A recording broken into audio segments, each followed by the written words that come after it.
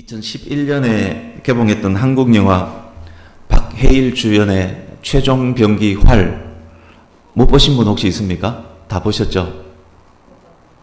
못 본 분이 있군요. 되게 재밌는 영화입니다. 시간 나시면 한번 보시면 좋겠습니다. 주인공에게 유일한 피부치인 여동생이 있었습니다.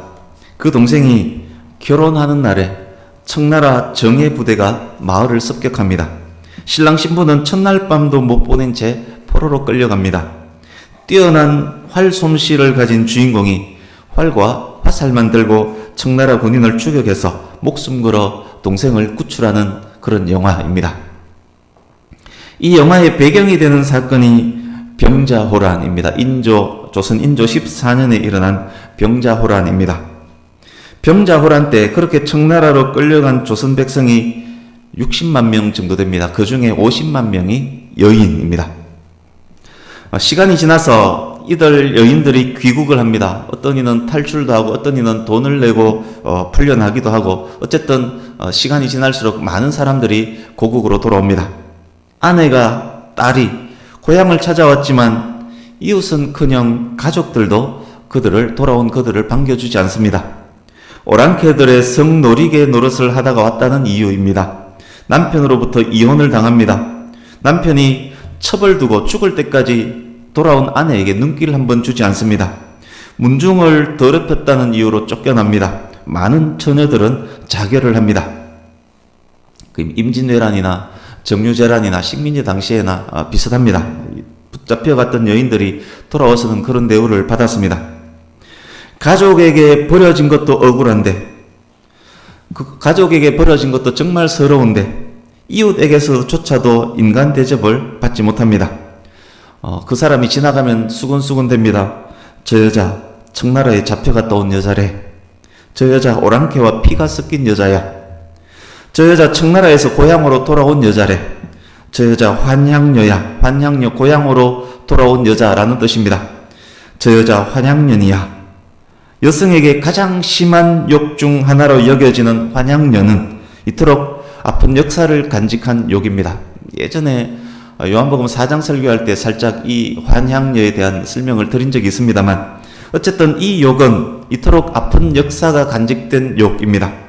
나라가 힘이 없어서 그래도 자기는 살아보겠다고 딸과 아내를 자의반 타의반 오랑캐에게 보냈던 사람이 부모 찾아 남편 찾아 가족 찾아 돌아온 딸들과 아내들을 이렇게 대우를 했었습니다. 수요 저녁 예배 후에는 반주자를 위해서 차량 운행을 한번 합니다. 예배 마치고 차량 운행을 하고 옵니다. 3주 전이었던 것 같습니다. 운행 후 주차하고 내리는데 순간 깜짝 놀랐습니다. 1층 가게 앞에 조그만 데크가 하나 있는데 그 데크 위에 어떤 사람이 박스 깔고 누워 있었기 때문입니다. 혹시 아픈 분인가? 혹시 쓰러진 분인가? 해서 가까이 가봤습니다. 초췌하고 남루한 한 노인이 조그만 가방을 베개 삼아 누워 있었습니다. 어디 편찮으세요? 왜 여기 누워 계십니까? 물어봤습니다. 근데 그분이 가는 귀가 먹어서 들리지 않는다라고 했습니다. 가방을 가리키면서 고물상에 팔려고 구리 등등을 갖고 왔는데 문이 닫혔답니다. 조명 아래 보이는 그 어른의 손은 굉장히 까무잡잡하게 부르터 있었고 옷과 신발은 낡았고 목소리는 굉장히 지쳐 있었습니다. 처근한 마음이 들었습니다. 잘 안 달린다 하기에 손짓으로 이렇게 식사하셨습니까? 물어보았습니다. 잘 안 들려서인지 이해를 못해서인지 별로 반응을 하지 않았습니다. 제가 식사값을 드릴 테니까 식사 먼저 하십시오. 이렇게 이야기를 했습니다. 순간 그 어른의 눈이 반짝였습니다. 분명 식사를 못한 게 확실했습니다. 현금이 없었기 때문에 사무실로 빨리 와서 사무실에 있던 현금 2만 원 들고 내려가서 손에 쥐어드렸습니다. 할아버지는 굉장히 놀라워했습니다. 세상에 이런 일이 그렇게 생각하는 듯 했습니다. 그래서 제가 여기 계시지 말고 식사 먼저 하십시오. 그렇게 말씀드리고 현관문 잠그고 올라왔습니다. 새벽 4시 50분에 현관문을 열고 차량을 옮기고 예배당에 불을 켜고 찬양을 틀고 새벽 기도회를 준비를 합니다. 그날 아침도 4시 50분에 현관문을 열었습니다. 설마 했었는데 박스를 동굴처럼 만들어서 어제 그 노인이 주무시고 있었습니다. 조용히 시동을 걸고 차를 옮겼습니다. 차 안에서 이제 시동을 끄려고 하는데 언제 일어났는지 그 할아버지가 차문을 뚝뚝 두드립니다. 새벽 미명에. 제가 여기서 주무신 겁니까? 이렇게 물었습니다. 들었는지 못 들었는지 그분은 자기 이야기를 이렇게 했습니다. 저한테 선생님 가재 수건 있으면 하나 주십시오. 차를 닦아드리겠습니다. 그렇게 이야기를 했습니다. 2만 원 드리고 누군가를 도울 수 있었다는 것이 굉장히 마음이 뿌듯했었습니다. 자기 몸 가누기도 힘든 노인이 밤새 박스 깔고 이렇게 잤다는 것이 굉장히 마음도 아팠습니다. 모질게 어제 현관문 딱 잠그고 올라왔던 것이 굉장히 마음에 걸렸습니다. 3층 유아실 비워드리고 베개 하나 이불 하나 갖다 줄 수 있었는데 거기까지는 생각이 못 미쳤습니다. 더 정확하게 말하면 그것까지 할 마음은 사실 없었다는 이야기입니다. 교회 이 사무실에 있으면 요즘은 좀 뜸합니다만 무작정 찾아와서 돈을 요구하는 분이 있습니다. 뿐만 아닙니다. 쓸 수도 없는 물건, 불량 물건을 갖고 와서 사라고 강매하는 분도 있습니다. 종종 그런 분들이 종종 옵니다. 자주 옵니다. 요즘은 아니지만 예전에는 이틀 건너 한 번 정도는 그런 분이 찾아왔었습니다. 그분들 중에는 상습적인 사람들, 일할 능력이 있는데도 국어를 직업으로 하는 사람들이 있습니다. 제 통장에는 겨우 몇만 원 있지만 사실 그분들 통장 안에는 저보다 훨씬 많은 돈이 있는 그런 분들도 많이 있습니다. 그런 경우를 자주 경험했기 때문에 새벽에 차문을 똑똑 두드릴 때 제 속 생각은 에구 더 필요한 것이 있나 보구나. 막무가내로 또 뭔가 요구할 모양이구나. 그런 생각을 했었습니다. 그런데 오히려 선생님 그러면서 저를 위해서 차라도 닦고 싶다는 그런 의사 표현을 했었습니다. 제가 생각했습니다. 이런 신사분들도 있구나. 이런 분들은 정말 도움이 필요하더라도 도와달라는 말도 못할 뿐이구나. 그런 생각을 했습니다. 그래서 그날 저녁과 그 다음날 새벽은 뿌듯함과 그리고 미안함과 애매함이 교차하는 그런 날이었습니다. 이야기들을 기억하고 본문 속으로 들어가 보려고 합니다. 본문 25절 보십시오. 어떤 율법 교사가 일어나 본문은 예수님께서 가르치시고 제자들과 군중들은 앉아서 듣는 그런 상황입니다. 군중들 중에는 율법 교사도 있었습니다. 율법 교사는 다른 성경에는 서기관 혹은 교법사로 적혀져 있습니다. 같은 말입니다. 어쨌든 율법 전문가, 율법 교사는 율법 전문가 그리고 공인된 유대교의 지도자입니다. 율법 교사가 이야기를 듣던 중에 손을 번쩍 들면서 질문 있습니다 라면서 일어났습니다. 그리고 질문을 합니다. 선생님, 내가 무엇을 하여야 영생을 얻겠습니까? 말씀 보시면 이 질문의 의도가 무엇입니까? 예수님을 시험하려고입니다. 당시 유대인들이 일반적으로 많은 관심을 가졌던 것은 무엇을 해야만 영생을 얻는가? 그것과 율법의 본질은 무엇인가에 대한 것입니다. 질문자는 유능한 율법학자이기 때문에 유대인의 관심사항, 방금 말씀드렸던 그 관심사항에 대한 모범 답안, 잘 정리된 모범 답안을 이미 갖고 있습니다. 유대인으로부터 공식적 인정을 받지 않은 예수가 지금 군중을 가르치고 있습니다.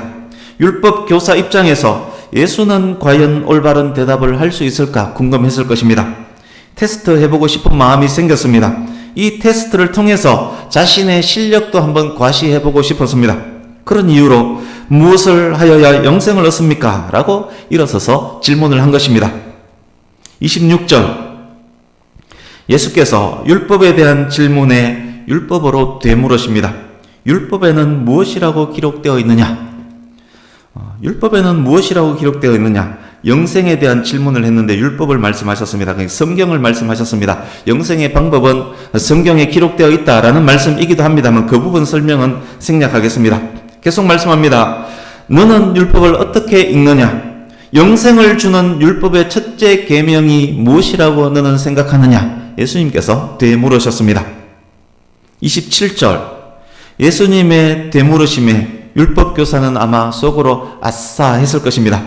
율법 전문가에게 이 물음에 대한 대답은 껌입니다. 굉장히 쉽습니다. 이미 정리가 되어 있기 때문에 평소 갈고 닦은 실력, 율법에 대해 생각하고 공부해서 얻은 결론을 주저없이 딱 말합니다.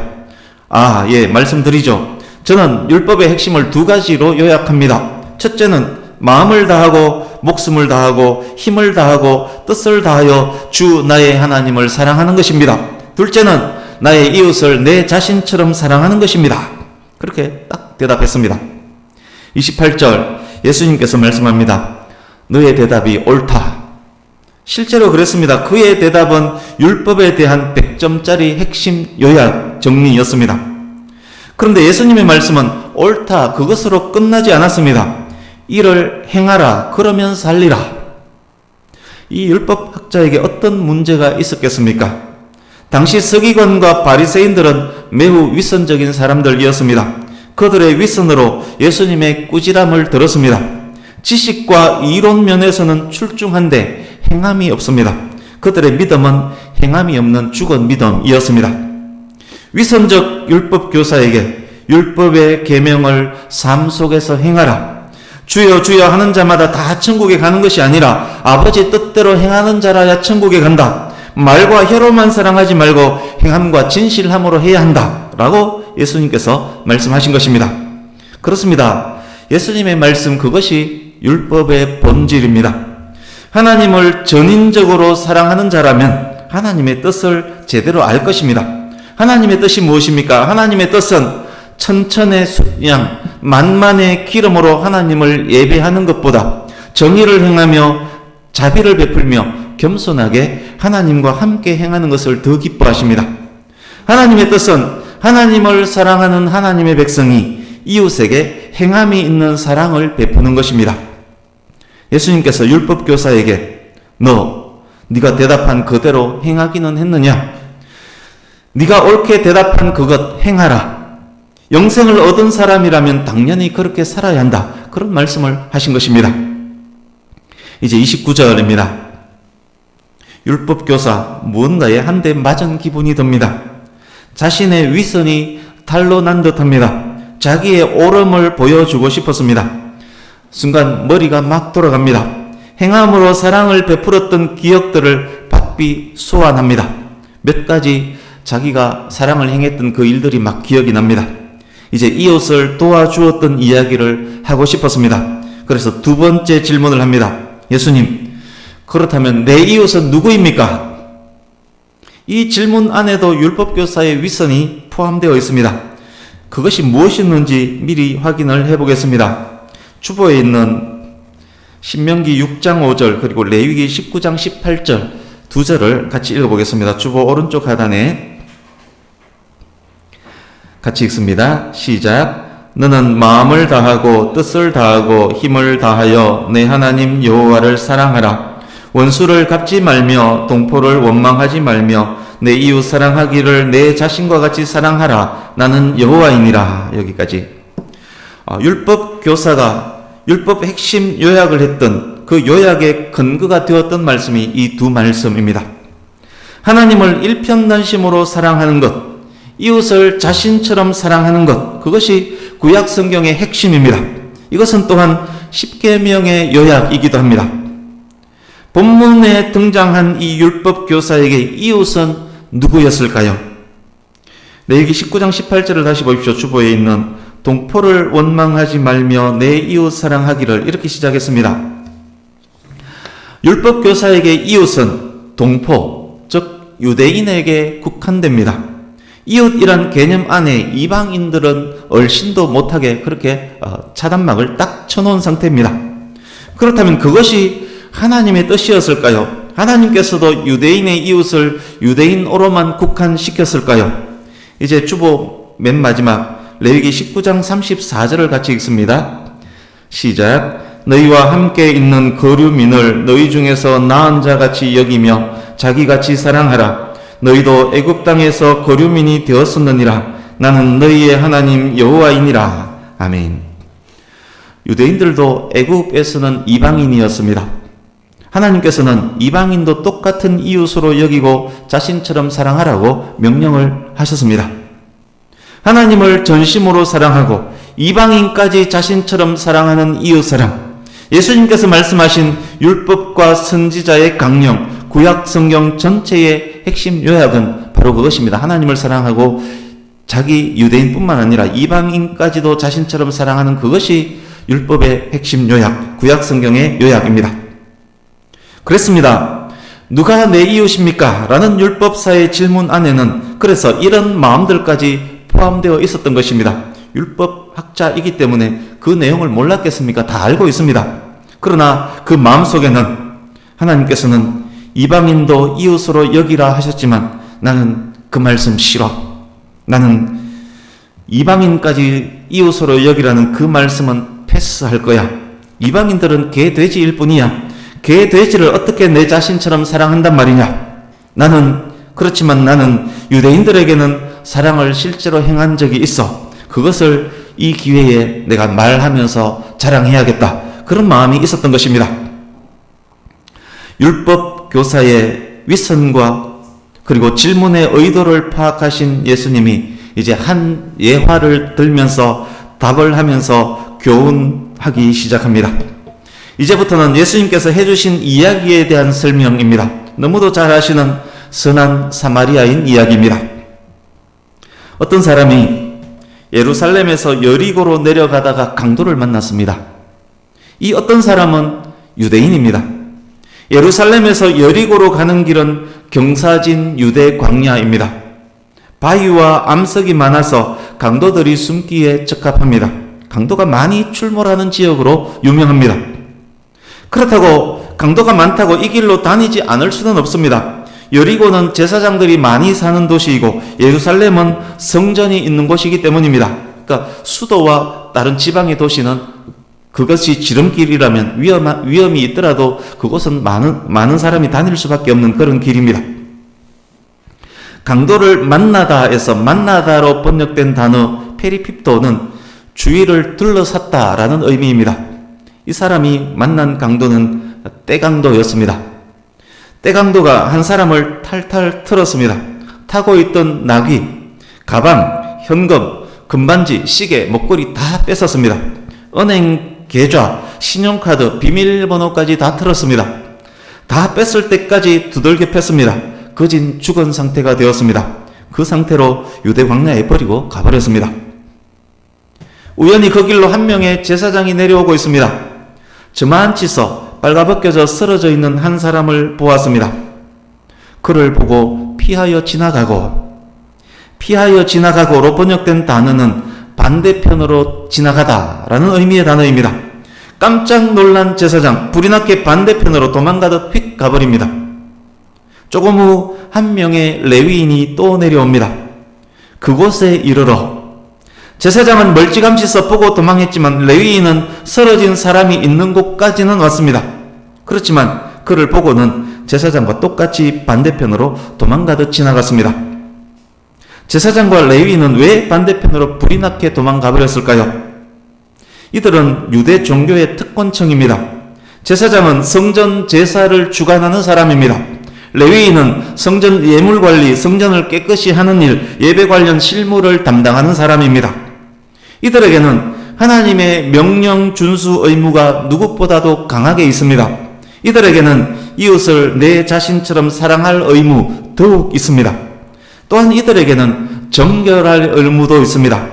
제사장은 죽은 자를 만짐으로 자신을 더럽혀서는 안 됩니다. 시체를 가까이 할 수가 없습니다. 죽어가는 이웃에게 도움을 주지 않고 도망하면 이웃 사랑의 의무를 저버린 것입니다. 시체와 접촉하면 정결의 의무를 위반하는 것입니다. 둘 중 하나는 위반해야 되는 그런 상황입니다.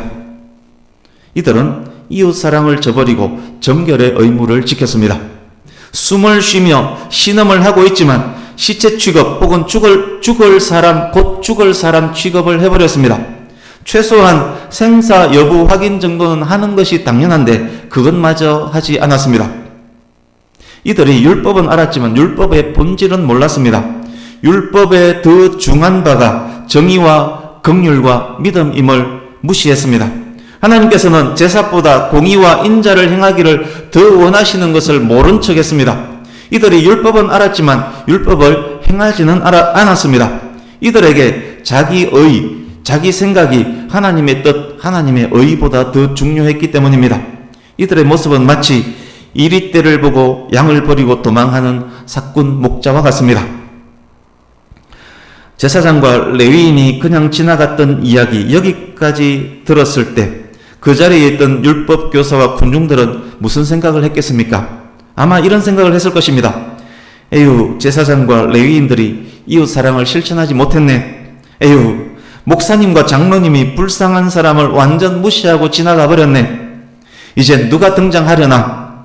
제사장 레위인이 못했으니 일반 유대인은 도와주겠지. 목사 장로가 못했으니 이번엔 착한 집사님이 등장해서 저 불쌍한 사람을 도와주겠지. 아마 다음 이야기의 등장인물을 일반 유대인으로 생각하면서 귀를 쫑긋했을 것입니다. 그런데 전혀 상상도 못했던 사람이 등장합니다. 누구입니까? 어떤 사마리아 사람입니다. 여러분, 유대인들에게 사마리아 사람이 갖는 의미를 아십니까? 사마리아는 북이스라엘의 수도였습니다. 북이스라엘이 BC 722년 아수르에 의해서 망합니다. 사마리아 일부 주민들이 추방당하고 그곳에 아수르인들이 이주해서 삽니다. 사마리아 여인들이 아수르인의 처와 첩이 됩니다. 그들의 후손들이, 즉 아수르인의 피가 섞인 혼혈인들이 본문 현재 사마리아인들입니다. 그 이후로 종교적인 문제도 있지만 생략하겠습니다. 그 이후로 유대인들은 사마리아 사람들을 인간 취급하지 않습니다. 유대인들에게 사마리아인은 아까 말씀드렸던 환양년이었던 것입니다. 지금 욕을 하는 것이 아님을 아셔야 합니다. 제가 욕하는 거 아닙니다. 유대인들에게 사마리아인은 환양녀였습니다. 같은 아브라함의 후손들이지만 유대인들에게 사마리아인은 이웃도 아닌 이방인과 다름없는 사람이었습니다. 예수님의 이야기 속에 기대했던 어떤 착한 집사님은 나오지 않고 생각지도 못했던 어떤 환양년이 두둥 등장한 것입니다. 얼마나 놀랬겠습니까? 이 사마리아인은 강도 만난 사람을 어떻게 대하는지 한번 보겠습니다. 거기 이르러 사람 쓰러져 있는 것을 보고 급히 그 현장까지 왔습니다. 그를 보고 불쌍히 여겨 죽어가는 그 사람이 너무 불쌍합니다. 집에 있는 이 사람의 가족들도 생각납니다. 가까이 가서 맥박이 어떤지, 호흡은 어떤지, 출혈은 있는지 확인을 합니다. 기름과 포도주를 상처에 붓고 싸매고 할 수 있는 응급처치를 합니다. 상처에 기름을 바르고 포도주를 부어서 소독합니다. 입고 있던 자기 옷을 찢어 상처를 싸맵니다. 자기 짐승에 태워 주막으로 데리고 가서 돌보아 주니라. 나귀에 환자를 태웁니다. 조심조심 나귀를 몰아 가까운 여관까지 옵니다. 돌보아 주다로 번역된 원어는 의학 용어입니다. 의사 누가가 이 단어의 뜻을 정확히 알았기에 아마 여기서 사용했을 것입니다. 신약 성경 두세 곳에밖에 나오지 않는 단어입니다. 사마리아인이 여관방에서 이 환자를 정성껏 간호한 것입니다. 그 이튿날, 간호가 이튿날까지 밤새 계속되었다는 말입니다. 사마리아인에게도 자기의 일이 있었을 것입니다. 제사장 레위인이 바빴듯이 이 사람도 바쁜 사람입니다. 그렇지만 강도 만난 사람을 이대로 두고 갈 수는 없습니다. 그가 주막 주인에게 데나리온 2를 내어주며 이 사람을 돌보아 주라. 간호를 여관 주인에게 부탁합니다. 간호에 필요한 비용 2데나리온을 미리 지불합니다. 2데나리온은 노동자 이틀 노임입니다. 오늘날로 환산하면 약 30만 원 상당입니다. 그렇지만 당시 역사가 폴리비우스에 의하면 당시 로마 화폐 2데나리온은 여간 2달 숙식비에 해당하는 그런 비용이라고 기록이 되어 있습니다. 상당한 금액을 미리 지불했다는 말입니다. 비용이 더 들면 내가 돌아올 때 갚으리라.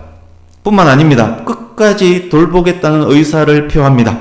비용이 더 들면 충분히 정산하겠노라고 약속을 합니다. 36절 이야기를 마친 후 예수님이 율법교사에게 되묻습니다.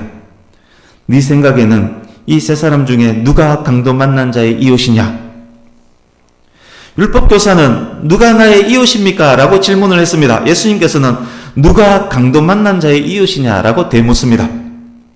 37절 율법 교사가 무엇이라고 대답할 것 같습니까? 유대인만이 이웃이 될 자격이 있다고 고집했고 유대인에게 행했던 자기의 선행을 내세우려고 했었습니다. 그런데 이야기의 방향이 전혀 다른 방향으로 전개되었습니다. 예수님 물음에 대한 정답은 누가 보더라도 사마리아인입니다 라고 말하는 것이 정답입니다. 그러나 율법교사는 그렇게 대답하지 못합니다. 여전히 사마리아인을 이웃으로 여길 수 없었기 때문입니다. 그래서 자비를 베푼 자니이다 정도로만 답을 합니다. 예수님께서 말씀합니다. 너도 이와 같이 하라. 너도 이와 같이 하라. 시제가 현재 명령형입니다.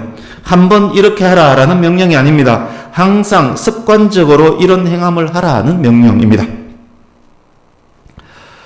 본문을 정하고 말씀을 준비하면서 나름의 고민이 있었습니다. 전해야 할 내용이 의외로 많습니다. 이 안에는 신학과 교리, 전해야 할 신학과 교리도 있습니다. 믿음과 행위, 행함이 있는 믿음, 행위 구원 등등과 관련된 그런 내용도 전해야 합니다. 그래서 이 본문으로 2주간 전할까라는 고민도 있었습니다. 그렇지만 관련된 신학과 교리는 다른 말씀 전할 때도 열심히 전하고 있기 때문에 본문 전체를 오늘 전하기로 결정을 했습니다. 주부에 기록된 말씀의 제목을 한번 보십시오.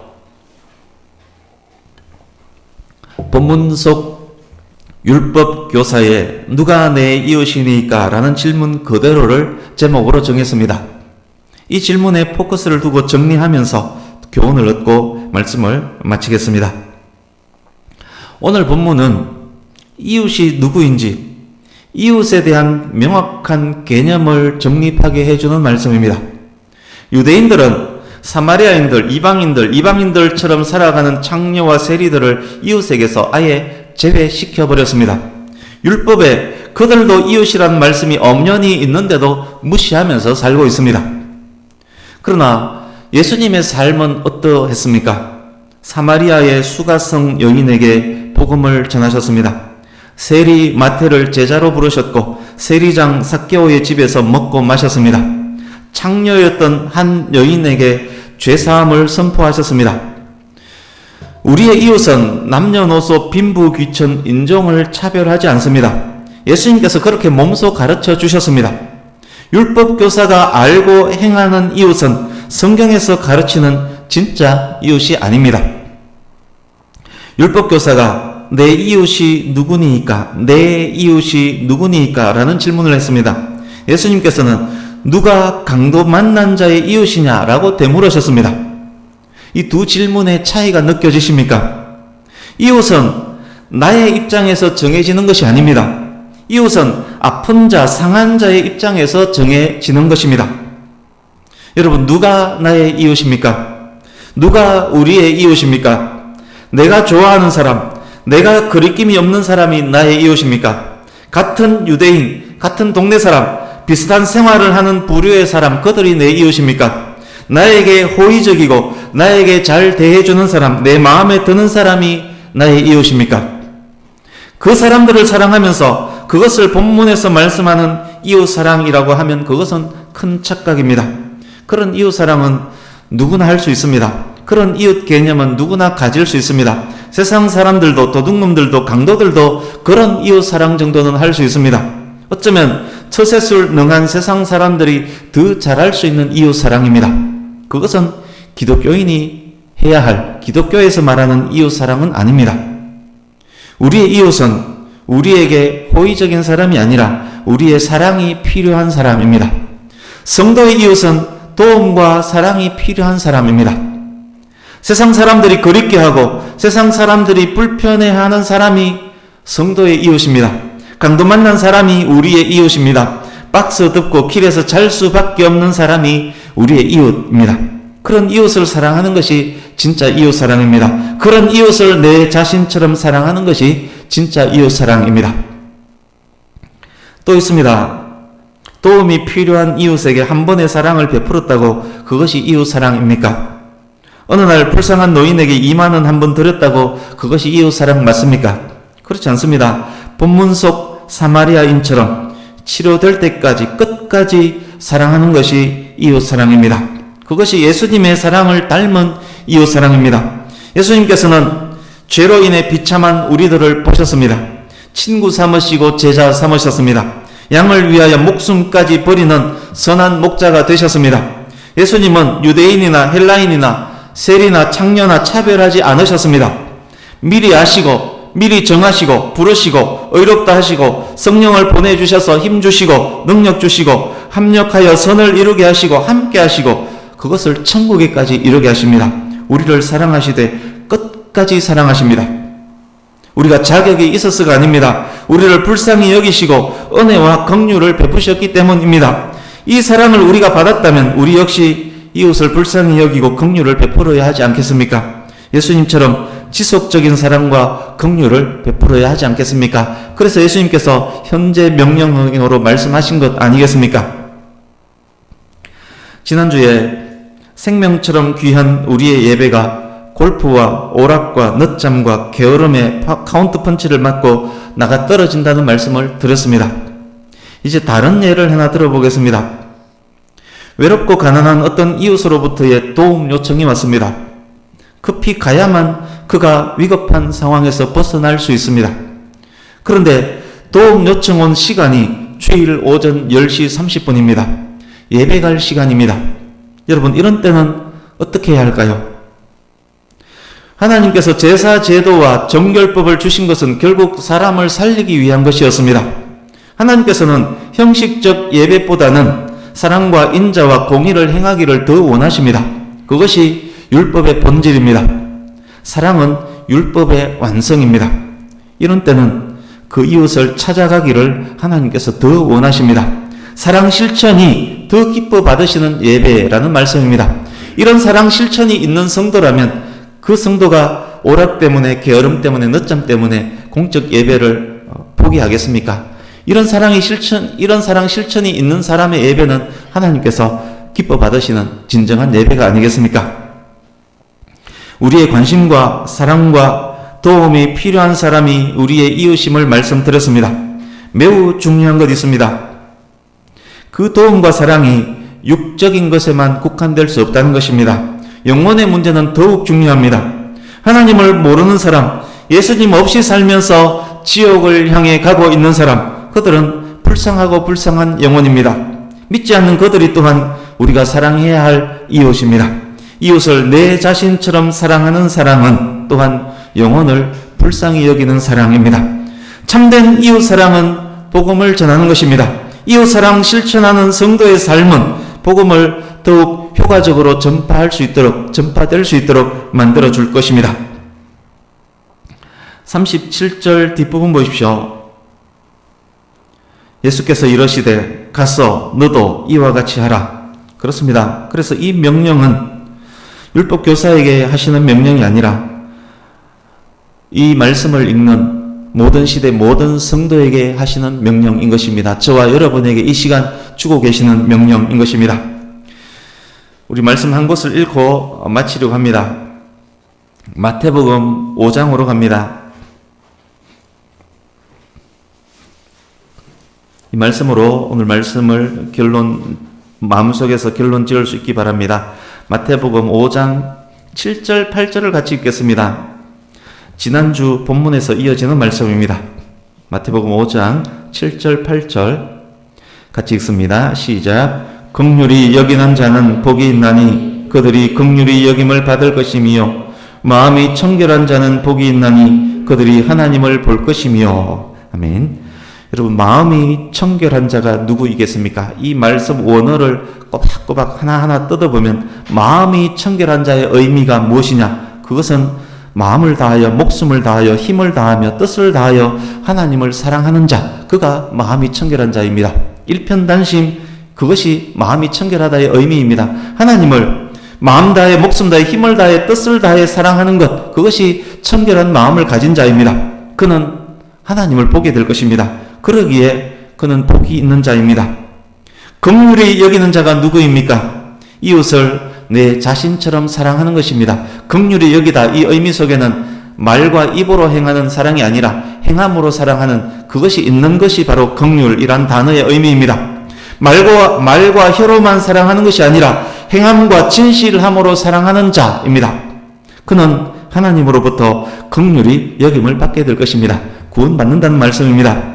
끝까지 사랑하시는, 졸지도 주무시지도 않고 긍휼을 베푸시는 하나님을 그가 경험하게 될 것입니다. 그러기에 그는 복이 있는 자입니다. 이것이 예수님께서 말씀하신 온 율법과 선지자의 강령입니다. 이것이 예수님께서 다시금 해석해서 가르쳐 주신 율법입니다. 가서 너도 이와 같이 하라. 가서 너도 이와 같이 하라. 예수님의 이 말씀에 아멘으로 화답하며 순종하는 복되고 귀한 성도님들, 하나님을 보며 또 하나님의 긍휼히 여기심을 늘 받는 저와 여러분 될 수 있기를 예수님 이름으로 축복합니다. 아멘. 기도하겠습니다.